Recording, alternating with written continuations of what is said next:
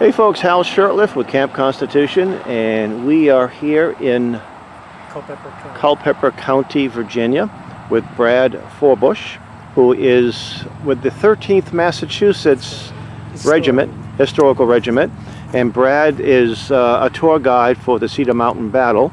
And as I was walking back from the trail, he had an ancestor that was served in the 13th Regiment.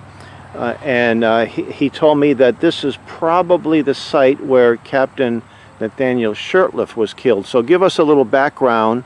It's about, what, a couple of miles from the actual battle site? Yeah, they wrote it was 2 miles from the battlefield. And basically Ricketts Division, which is, Shurtleff was in Hartsuff's brigade. It was the 12th Massachusetts, the 13th Massachusetts, the 9th New York Militia, as they were called. That's the 83rd New York. And, anyway, there was another regiment, but they were all together. Ricketts Division, they were waiting at a place called Colvin's Tavern while the battle took place. And the tavern was just... We're going to go there. It's it's past that house. We are standing on the original road that was the Culpeper Orange Road, which was the axis of the battle. So Ricketts Division was not involved in the fighting during the evening. That was a different corps. Now we're to August 9th? August 9th, 1862. And it started about noontime? Yeah, there was an artillery. The artillery started clashing around 1 o'clock. The attack was a late afternoon attack that didn't step off until 5 or 5:30, actually. It was all over by 7 o'clock at night. And what happened is the Confederates routed the Union forces. Banks' corps was outnumbered, and some elements of the Confederate Army advanced down this road. And Ricketts Division is going to be brought up now.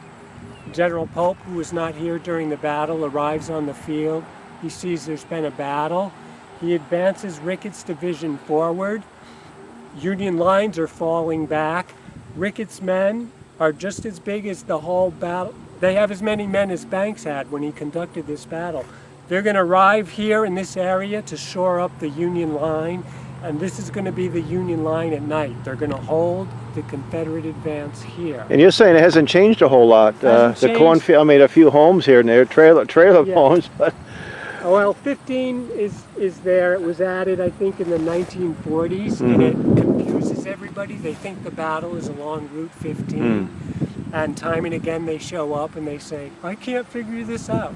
Well, you're standing on the original road right here. Unfortunately, we're having some development here.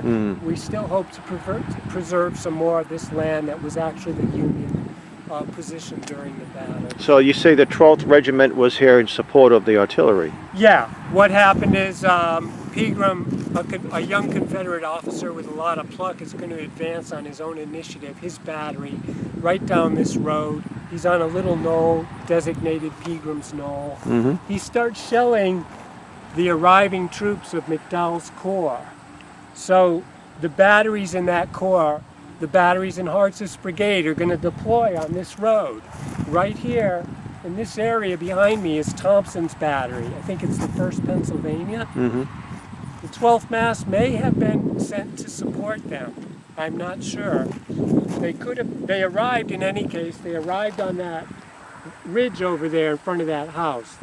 That's how they came onto the battlefield when they arrived at night. So Shurtleff is going to be in this area. Pegram's battery is going to be shelling them.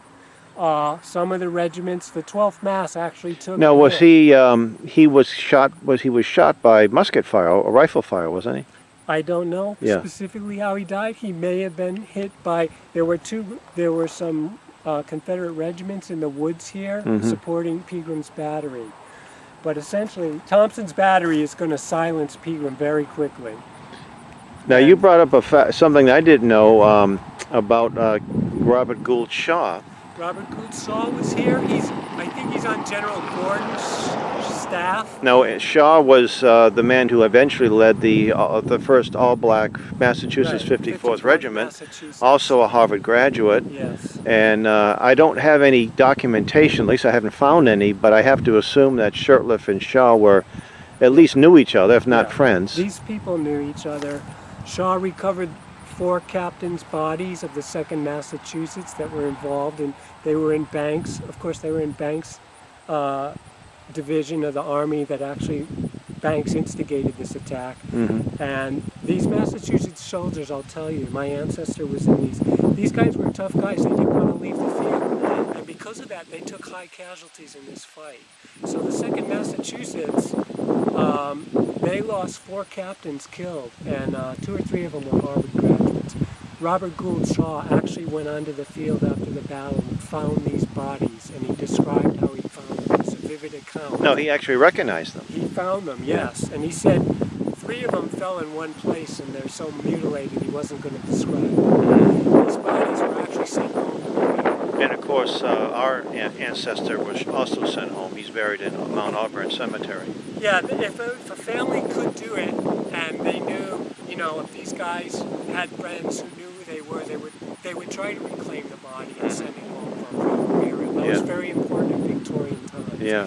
Unfortunately, a lot of guys who were buried here, the Federals were removed from the battlefield around 1868 and brought to a cemetery in Culpeper. 350 guys, most of them in unknown graves. Now, how could people learn more about what you do and about the Friends of the Cedar Mountain Battle? We have a website, Friends of Cedar Mountain. The land where the attack and all the fighting actually took place is preserved. The stuff I'm telling you about now is after action. It is part of the battlefield. It's not preserved. But we are all volunteer, and we have a website, Friends of Cedar Mountain. You can go there and see. We have a commemorative event about the time of the battle every year. We do functions, you know, we give tours. And you have a membership too? Yeah, we have a membership. It's kind of a loose-knit organization. We're trying to step up. We do preservation too now. We are trying to preserve as much of this land as we can. The trust owns it, but we give the tours. If you contact us, we can take you to parts of the battlefield on private property that we won't have access to. That includes 4 Union monuments to 4 Union regiments. I've got access to go up onto the high ground coming soon, where Ewell's Confederate Artillery and Division was placed during the battle. Again, we have to ask the owners of these places to go there, but that's what we do. We give tours. You can come on your own.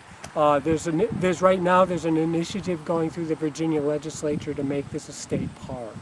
So that's in the process of being worked through the legislature. This in Brandy Station. I'd like more people to know about this battlefield. It's overlooked. It's very important. A lot happened here, and there's a lot more stories. Yeah, it said that this was the last battle that Stonewall Jackson actually led by himself. Yeah, that's true. And the only time he drew his sword was to, and I understand the account was his sword was rusted. He couldn't even pull it out. He had to use the whole, and then he put a flag on it, and he just rallied the troops. The story is he raised his rusty scabbard over his head, and he grabbed the flag of a regiment and said, "Rally, men, Jackson is with you." And of course, A.P. Hill, who he was feuding with, had already sent his men onto the field, but it was supposedly very inspirational moment for the people that witnessed it. Well, thank you very much. I appreciate that. And again, the website? It's friendsofcedarmountain.org. Okay, great. I think.